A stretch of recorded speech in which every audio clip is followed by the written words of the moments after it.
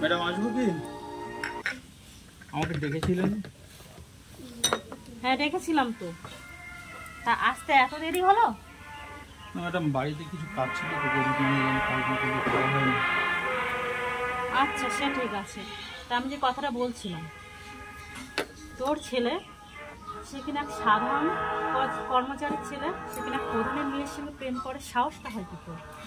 না madam, actually এখনকার ছেলেমেয়েরা তো আমার তো কিছু বলার নেই।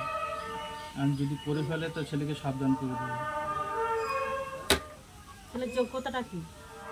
যোগ্যতা ম্যাডাম, ছেলে তো বিএ পাস করেছে, বিএডও পাস করে আছে। তোর ছেলে কিসের চাকরি করে?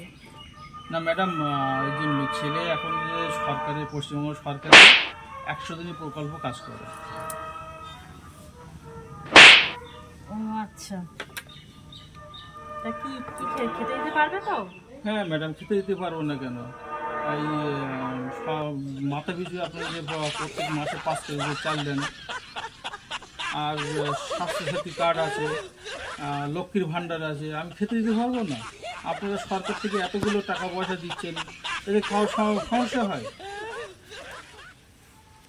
ও আচ্ছা তাই, তাহলে এই ভরসা করে ছেলেকে এগিয়ে দিচ্ছে আমার মেয়ের দিকে, তাই তো? তা ম্যাডাম, এগুলো কি আছে? আপনারাই তো বলছেন আমরা গরিব মানুষের উন্নতি করছি। আপনারা যে 100 দিনের কাজ দিয়ে গরিব মানুষের উন্নতি করছে, আপনারা 5 কেজি করে চাল দিয়ে গরিব মানুষের উন্নতি করছে, স্বাস্থ্যসাথী কার্ড দিয়ে উন্নতি করছে। আপনাদের উন্নয়ন নিয়েই তো আমরা বেঁচে আছি। তাহলে আপনি আপনার মেয়েকে আমার ছেলের সঙ্গে কেন বিয়ে দেবেন? আরে পাগলা, এগুলো আমরা লোক দেখানোর জন্য করি। আমরা এরকম ঘরে, সাধারণ ঘরে আমরা মেয়ে বিয়ে দিই না। আর তোর ছেলেকে যদি আমার মেয়ের সঙ্গে বিয়ে দিতে হয়, ছেলেকে বল বাইরের রাজ্যে গিয়ে চাকরি করতে।